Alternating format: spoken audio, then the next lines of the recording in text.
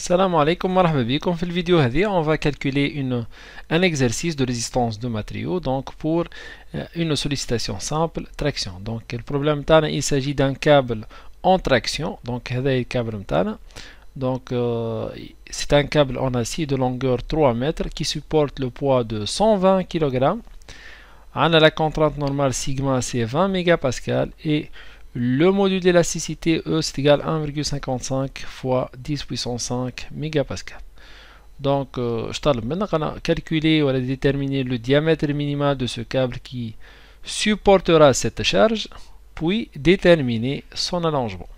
Donc il va se le diamètre minimal, donc en appliquant bien sûr la condition de résistance de câble.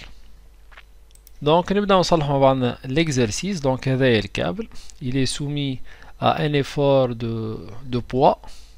Donc on va calculer le diamètre. Donc sigma est n sur s. Surface c'est un câble circulaire. Donc section c'est égal pi fois d carré sur 4.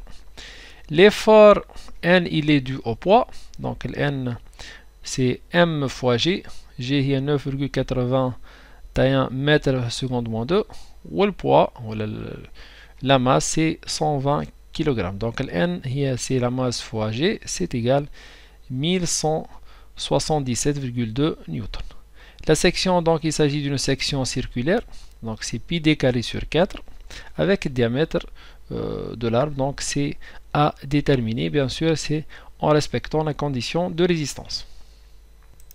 Donc surface c'est n sur sigma, c'est la contrainte normale appliqué sur le câble, c'est égal donc n 1177,2 sur sigma, la contrainte donc S c'est 58,86. donc on met surface, on peut déterminer l'arbre. Sinon on peut directement écrire l'équation S égale pi d carré sur 4 ou directement خرجوا le diamètre maintenant. Donc c'est un calcul détaillé, mais il faut noter qu'il faut éviter ce genre de calcul خاطر ضيعنا les virgules وضيعنا البريسيزيون. donc من الأحسن تكتب pi d carré sur 4 ومنها تخرج le diamètre.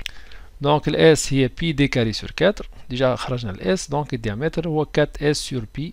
donc c'est 4 fois 58,86 sur pi. donc on trouve le diamètre minimal qui assure cette contrainte normale, c'est 8,66 mm.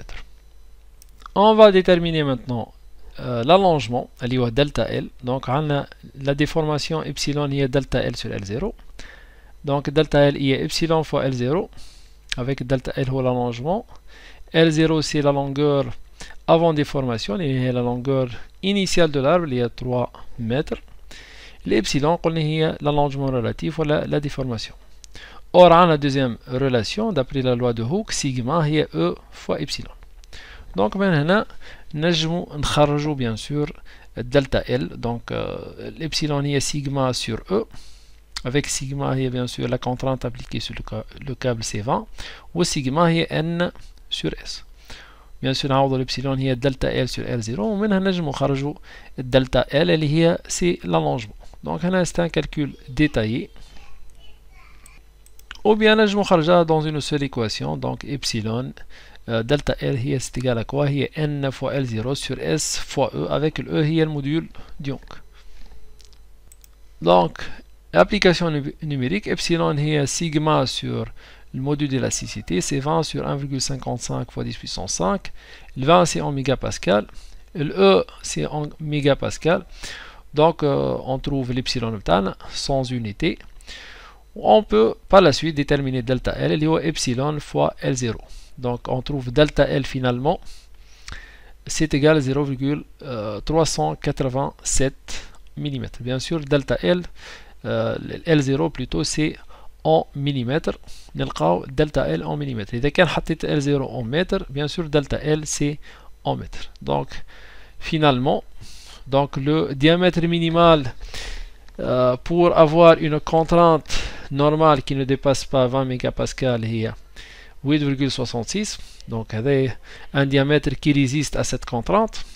ou l'allongement engendré par cette contrainte là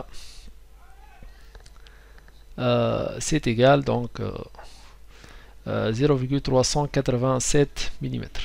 دونك هكا نكون وصلنا لاخر الفيديو متاعنا، والسلام عليكم.